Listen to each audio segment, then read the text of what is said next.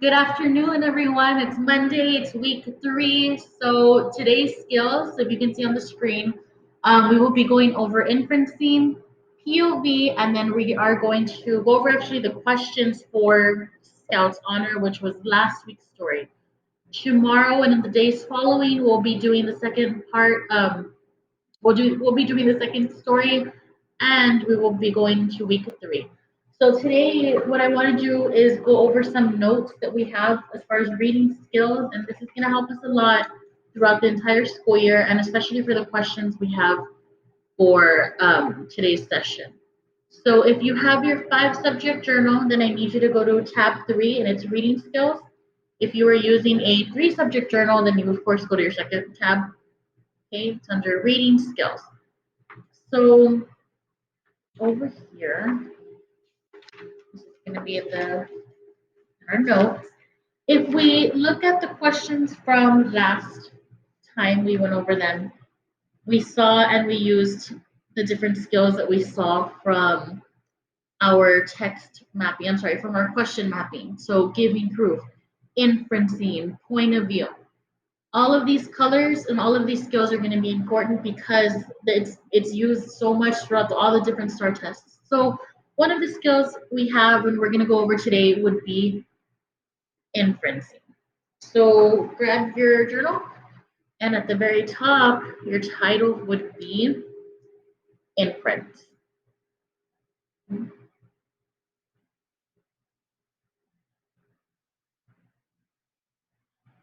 And again, these are skills that are applied to every story.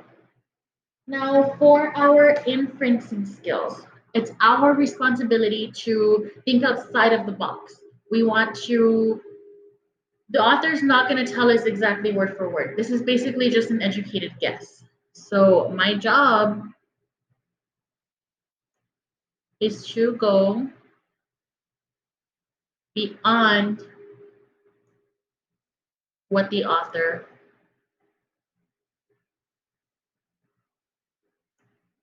is telling me.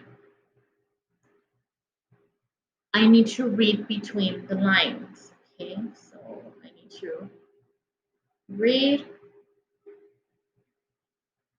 between the lines, think outside of the box. So think outside of the box. Now, in inferencing questions, we're going to notice that your brain, your body should tense up because we know that for sure on an inference questions, there will be distractors. We have 4 answer choices in some of our questions right here. Before. One is the best answer, one is a distractor, and the other 2 answer choices are nada que ver. Like, we don't care about them. They're trying to, like, they don't have anything to do with anything. Sometimes you'll find answer choices that are distracting you. You know, that's the whole purpose of this test that we have. They want you to get it wrong. People want you, they're trying to trick you, and we have to think beyond, of course, what the author is telling us. Now, how do we do that? How are we going to practice this skill? And it's honestly, it's just a simple little equation. But before we get into that equation for math, I want us to write in capital letters, beware of distractors. Again, answer choices that are trying to trick you. They're trying to distract. So I'm going to leave a little note for myself. Be careful with answer choices that are trying to trick us.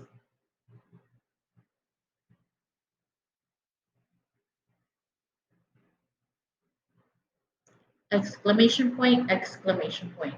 Pause the videos if you need to. So I take a look at, let's use this bottom space, okay? Math. And I'm going to use a red. I'm using red because these other colors like didn't matter, but let's bust out your red. Because if I take a look at my question scavenger hunt, What skill is in red? And that would be give proof. So when I'm giving proof, I'm taking something directly from the story. So I'm going to use my red and I am going to draw a book.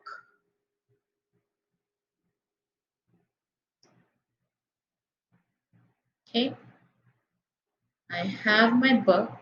And again, this is my text. This is my proof. This is my story. So I need to get clues and proof from my story. Okay. Plus, what am I going to do after that? Everything I've ever learned, all the words that I know, all the experiences I've been through, it's all in my brain. Sorry, this is meant to look like a brain, not like a cloud or I don't know. I don't know. This is my brain.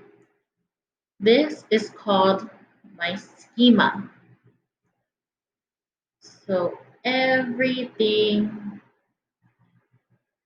I've ever known. Now, if as you finish writing this, let me give you a little example.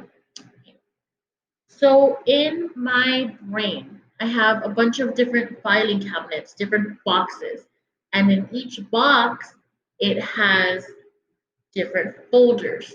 And in those folders are papers, and in those papers, it tells me everything I need to know about a topic. So, for example, if I have a box, if I give you a topic, right, I say John Cena, and you take out the folder you just did in your brain, the little people inside of your brain, take out the folder, opened it up, and it says John Cena.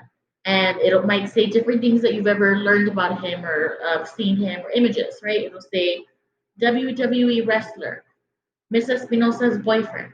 I'm just kidding. But you just added that. So in those folders, everything you've ever known is called your schema. This plus this equals an inference. What you know plus the story itself, the text evidence, leads you to this. That's how you make an inference. It's a physical process. Your brain takes you in steps.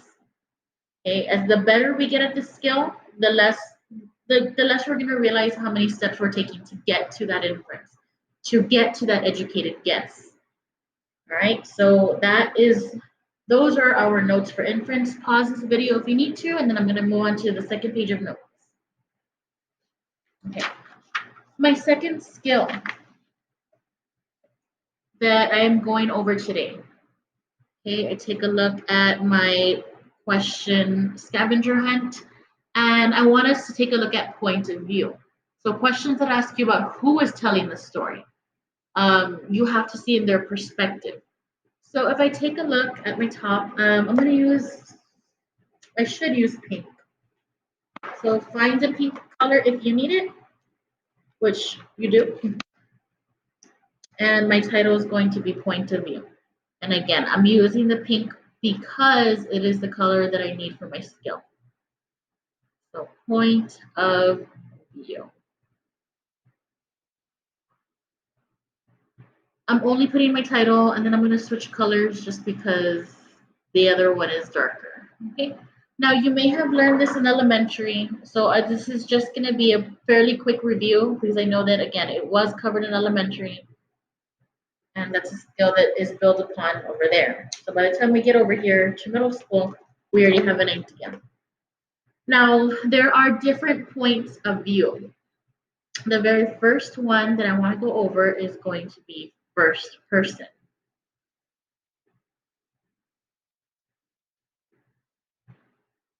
In first person, there are a few things that I know. I know that the person telling the story is part of the story. We are in. Let me rephrase.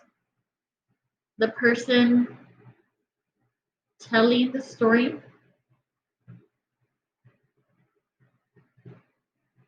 is part of the action.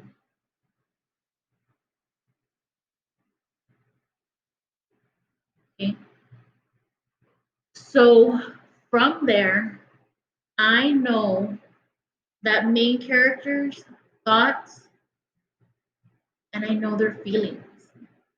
So again, I know what they're thinking and I know how they are feeling. Now, a lot of times their thoughts get a little too loud or their feelings get a little too strong. And these lead to actions. They often in the story do something about it.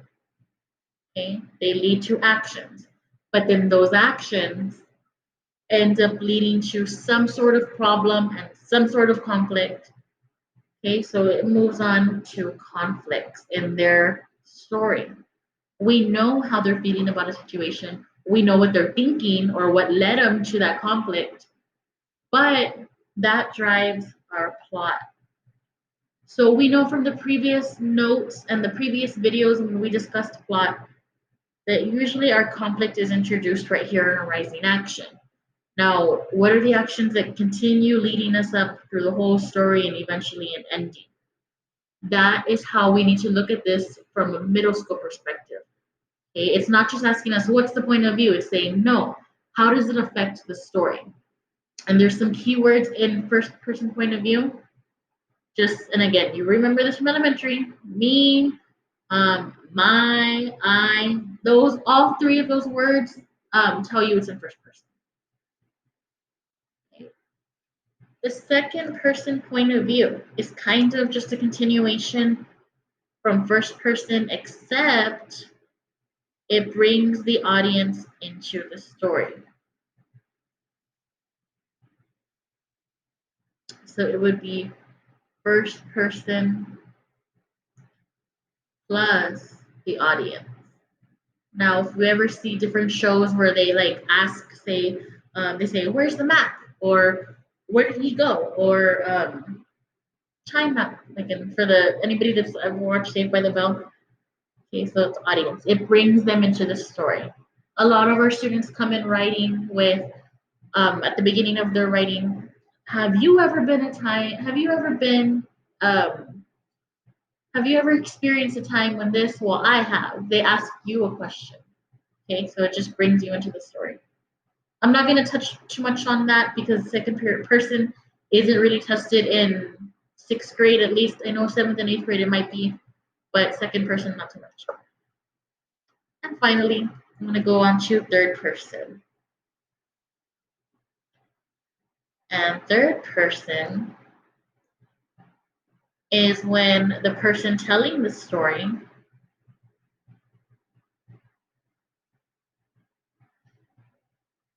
is outside of the action. Just think of when something's going on at your neighbor's house and you look outside, or you don't even go outside. You just look through the window. You're peeking. Okay, what's going on? Okay, see Alamo police over there. What's happening over there? So you're just watching, and you try to figure out what's going on based on what you see. Okay, you're like on the by the fence. They're not even part of the action. So you would for keywords you would refer to it as they or she or he. I don't know their thoughts and I don't know the feelings of anyone in third person. Okay? These are questions that are asked a lot on the start, and we have many students that get them wrong because they assume that, okay, like it's just knowing the characters. Okay? You really need to know the thoughts and feelings. So I'll give us a moment to continue writing it. And I do want to add in a few question stems if I can find them. I'm so sorry I'm doing this in the middle of a video. I should have had it prepared. It's okay, until I get it together. So some question stems at the bottom. This is how it's going to be asked on our test. So question stem. These are important to study. So I like this question a lot. The author's use of the first person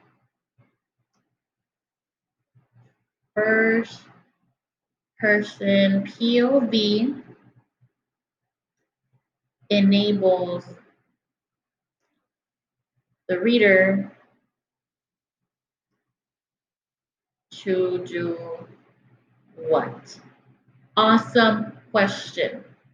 The author's use of the first person point of view allows me as the reader to do what?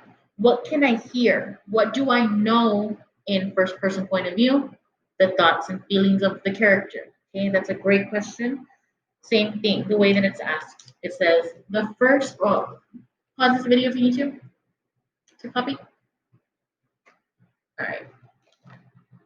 That's how it was asked in 2015. The first person point of view helps the reader understand the thoughts and feelings of a character. What is hidden from the reader as a result of the story being told from the first person point of view. This is, you have to be careful. Okay? I don't know the thoughts and feelings of other characters. I only know about the person telling the story. The first person point of view of the story allows the reader. So see, a lot of these questions are repetitive. 15, 16, 17, 18. It's always asked. Sorry, I can't talk. But this is how we need to understand it. Okay, so that was point of view. Now we have our questions that I do want to go over so we can go ahead and finish the story up. And before we move on to the story for this week, which would be Red Scarf Girl. So I hope that you all saw the video and you all read the story, and we're just going to go over the questions now. Scout honor is written in the blank tense from a blank point of view. Okay. Was this story told in 2020 on September 21st at 3:06 p.m.? Okay. If I look back at my story, it literally says back in 1946. So this tells me this was in the past. So anything that says present, I can scratch it out.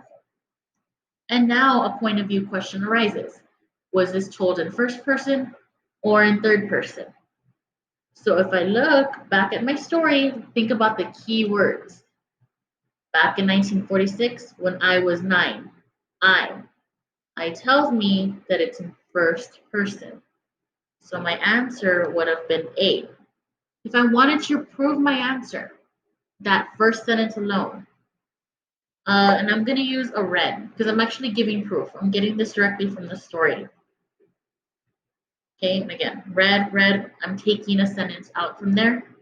I'm going to add this. We'll be getting more in depth with this throughout the school year, but I just don't want us to fall behind on the story, which is why I am justifying my answer over here. Back in 1946, and then ... 1946 tells me it's the past. The word I tells me it's in first person.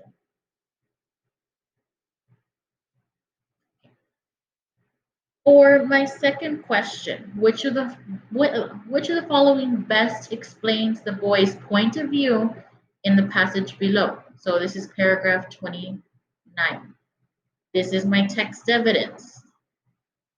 And it's asking me to make an inference. So I need to think based on what I already know, and I need to bring in point of view. So before, let's follow these steps, 1, 2, 3, which is what we determined last time. We did remember what Mr. Brinkman said about honesty, but we were baseball fans too. And since we were prepared to follow Scout Law, being loyal, helpful, friendly, courteous, kind, obedient, cheerful, thrifty, brave, clean, and reverent, we figured a 900 batting average was not bad. I did step 1, I reread it. Now we have to think about the point of view of the boys. So we look, how do they feel about being Boy Scouts? What are some of those traits? Being loyal, being helpful, being friendly. All of these things are what they see, how they see themselves. This is what they have to lead up to. Okay, if I'm a Boy Scout, if I'm a Girl Scout, I want to be that person that they're making me be or that I'm expected to be. So let's look at our answer choices. And again, Four answers. One is a distractor, one is my great answer, and two are nada que ver. That we don't really like, that they don't really help with anything. Just like what we had up here. Side note. NQV, NQV, distractor, answer. The boys are excited for Mr. Brinkman to take them to a baseball game.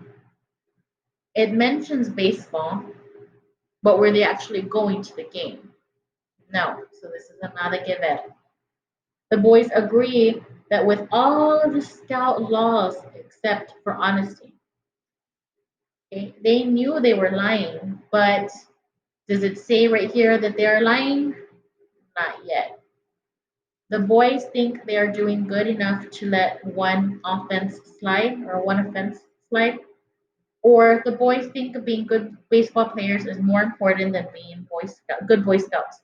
This right here is another given answer. We don't know that. We can't prove that.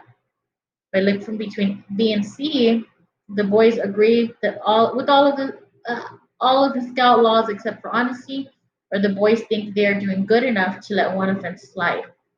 Okay, they said it's not that bad, and they compared it to baseball. They mentioned all of these things. So this one thing that they did wrong wasn't so bad. My distractor would be letter B, and my answer is letter C. It's making connections. You have to think outside of the box. I hope that explanation helped a little bit. So I take a look at my question number 3. Which inference about Max is most strongly supported by the following passage, paragraphs 46 through 47? I need to prove something about Max, about this character, based on these two sentences. I noticed streaks down his cheeks. Forrest noticed them too. You've been crying? He asked. Nah, Max said. There was this water dripping from the tunnel roof. But you said don't move, right? Well, I was just being obedient. So what can we tell about Max? What is this? What do these sentences prove? Max is telling the truth about the dripping water. This is an inference. I need to think outside of the box. This right here would be considered a distractor. The students would be like, okay, well, yeah, like he said it, there's rain, but from your own experiences, if you have streaks on your face or if you saw it on somebody else, they were crying. But is somebody going to admit that if they have all that pride in them? No, that's where the prior knowledge comes in and based on what you've read. Max tries to use scout law to shield himself from embarrassment. My keyword right here would be embarrassment, but let's look at our other two answer choices. Max isn't concerned with proving his toughness, unlike the other two boys. This could be considered another distractor. We saw the cheeks. They noticed them. You've been crying. Okay, no. Max is a much better liar than the other two boys. Now that given, we can't prove that. My best answer would be B. Scout law. He mentions the word obedient. And if I looked back at my previous question, that was part of the law. Being loyal, helpful, friendly, courteous, obedient. This sentence right here could be considered my proof from the other one. So I can even, if I want to be a little extra, I can even put that. Scout's law, being loyal, courteous, obedient. It's not word for word at the moment, but I just don't want this to be too long of a video. Okay, I gave my proof. I had to think outside of the box. I had to find my distractors, and then I came to my answer. Okay, number 4. Which of the following inferences is best supported by the passage below? Same thing, think outside of the box, be careful with distractors. I'm going, I said, trying to look brave. I started off on my own. My bravery didn't last for long. The walkway was narrow, and when I looked down, I saw only fog. I could feel the bridge tremble and sway. It wasn't long before I was convinced the bridge was about to collapse. Then a ray of hope struck me. Maybe the other guys had chickened out. If they had, I could quit because of them. I glanced back, my heart sank. They were coming. So, just what can I guess? What can I say based off of this? All three boys continue on because they are afraid of showing weakness. Okay. Number two, the bridge is poorly constructed and could collapse at any minute. Three, or C, I should say, the three boys are completely lost and have exited the train at the wrong stop. D, the narrator wants the other two boys to hurry up and follow him before he gets too far away. I have two nada que ver answers. I have one distractor and one answer. My nada que ver, the bridge, poorly constructed, could collapse. That's not the whole conflict at all in this story, at all. And since that brings me back to my conflict, since it's told in I, we know his thoughts and his actions. This leads to a conflict that's internal. It's inside of him. Okay? And honestly, we can assume or we can make the inference that they all feel that conflict inside, that they're scared, they're terrified, trying to look brave. I started off on my own. And then I glanced back, my heart sank, they were coming. Maybe the other guys had chickened out. All of those words are telling me first person. If I look back at my answer choices, which one of these tells me either a thought or which one of these tells me an emotion, one of their feelings? My best answer that tells me a feeling would be weakness. All three boys continue on because they are afraid of showing weakness. Two emotions, actually. My answer is A. C is a distractor, and the narrator wants the other two boys to hurry up and follow him before he gets too far away. No, this is another given.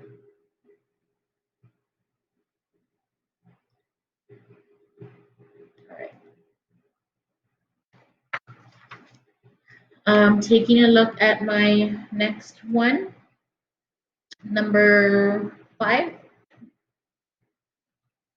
Based on the passage below, paragraphs 33 through 32, the boy who is least prepared for the camping trip is, so who is not ready to be there.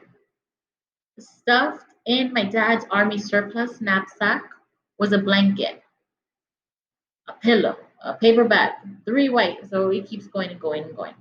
This person is our narrator. Does he sound prepared to you? He has all of this stuff, so we can say, yes, he does. So I can look at my answer choices and I can take out the narrator. And it even helps because I can take out all of the above.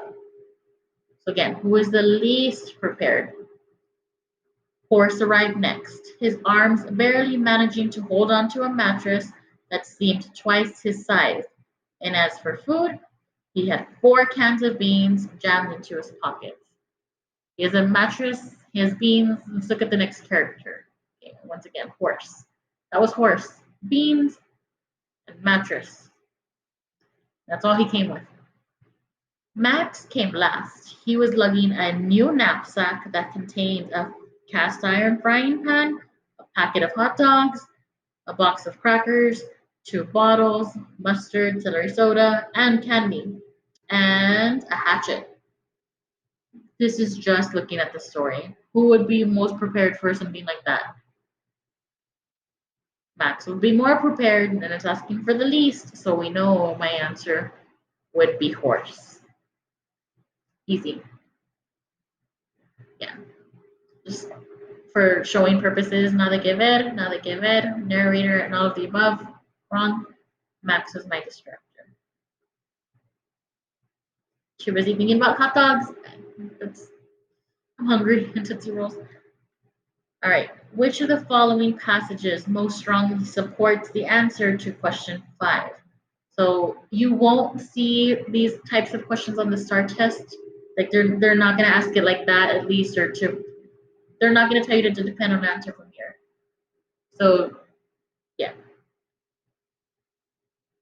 horse is who we're talking about. Most strongly. What proves that horse was unprepared?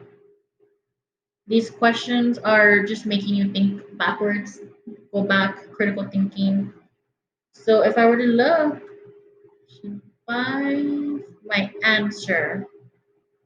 Horse arrived next, his arms barely managing to hold on a mattress. My answer was C. And again, it's just telling you to look back at here, wherever we underlined. That was the chair, that wasn't me. So my answer again for number 6 was C. Number 7, which inference about the narrator and his friends is most strongly supported by the entire story? So this is from the whole story, and I need to give proof. I need to find a sentence that proves these. What guess can I say? They all come from wealthy families who are extremely protective of their children. This is another given. We cannot prove that they are wealthy or rich, and obviously, if they were extremely protective, they wouldn't have gotten away with the lie. So that and again, this is inference. I have to think about my past experiences. If my parents are very protective, I couldn't get away with camping all over, right? So we know that's not our answer. Letter B. They won't remain friends much longer after their ill-fated camping trip. So if I look back at my story, the very last sentence, are they going to stay friends forever? We don't know. But are they going to not be friends after that? It says, same for me. Um, Let me see. Okay. To which I added Scout's honor. They went through this whole experience. They experienced what it was like to be with a team, to not give up, to stay together. So that was Scout's honor. They're not gonna lie and snitch on each other about what they went through. If they were gonna stay friends, then this probably wouldn't have happened, and the story wouldn't get us there. They wouldn't tell us that. So this is not most strongly supported. So we're gonna take this out. This is a distractor for sure. Because I had to go back and look. I had to think about it. If somebody told me Scout's honor, I won't lie to you. They'll probably say my friend. All right. I'm gonna take this out. Letter C. It's doubtful that any of them would go camping ever again. Or D. It's unlikely that any of them has spent much time outside of the city. If I look between my answer choices, which one of these tells me that I can find this in the story? And again, I want to give proof. It's doubtful that any of them would go camping ever again. We can't prove that from the story. What I can prove is letter D. It's unlikely that any of them has spent much time outside of the city. When they were trying to figure out where to camp, and this is the whole conversation with Mr. Brankman, if I were to go all the way up, he has no idea what it's like to camp when he's talking about the tree. So if I say right here, since I grew up in Brooklyn in the 1940s, which of course is a big city in New York, this brings in our inferences. I have to think about that. The only grass I knew was in Ebbets Field where the Dodgers played. Otherwise, my world was made of slate pavements, sidewalk, streets of asphalt or cobblestone, more sidewalk, and skies full of tall buildings. The only thing country was a puny pin oak tree at our curb, which was noticed mostly by dogs. So he's asking Scoutmaster Brinkman, where does he find country? Where does he even go camping? These paragraphs, not even just a sentence, paragraphs prove that to you. So my evidence, I want to give the proof. I would put just the first sentence. Since I grew up in Brooklyn.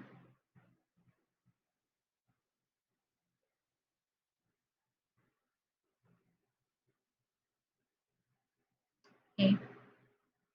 And then question number 8. Which of the following passages from the story best supports the inference from question 7? Once again, I want to prove this. We looked at paragraphs. I think it was, what paragraphs are we on? Paragraph 2, paragraph 3. So let's look. We want to get a sentence from paragraph 2, paragraph 3, or something else can say it. Mr. Brinkman looked deeply shocked. You wouldn't lie, would you? What about Scout's honor? Does this tell me anything about the story? Does it tell me anything about the setting? I'm sorry.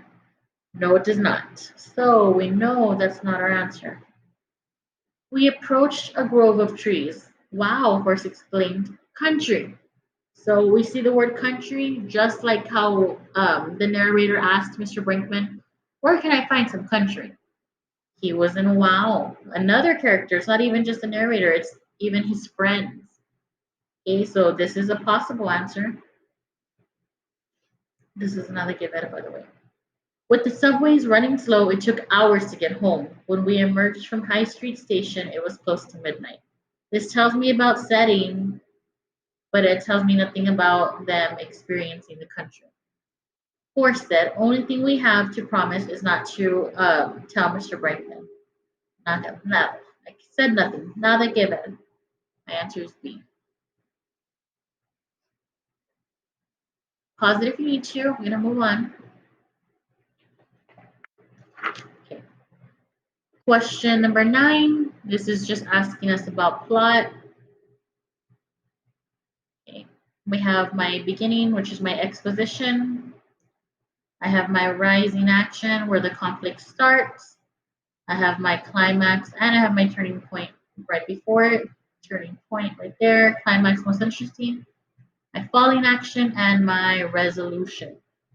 Again, I go into detail with these notes in the previous videos, so make sure you go take a review if you weren't able to answer where everything goes. So first, second, third, fourth. What happens first?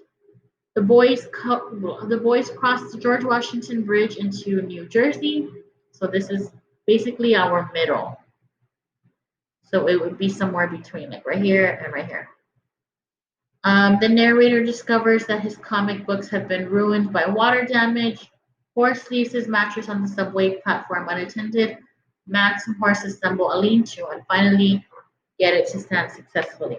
All right, so this is very detailed. You would have to physically go back into the story and look at the text. But for the first thing, the very beginning, the horse leaves his mattress is our first answer. So this goes first. And actually, I will just do this. My second thing, the boys cross over into New Jersey. That's step 2. That goes right here. Number 3, Max and Horse create the lean-to. And then 4th, it rains. And yeah. So 1, 2, 3, 4. And then finally, who said what? Giving proof, looking back at the story and figuring out, okay, who said what? Yeah, but this is an official Scout Compass. So if I go back and I can even, okay, I look back, I'm just going to,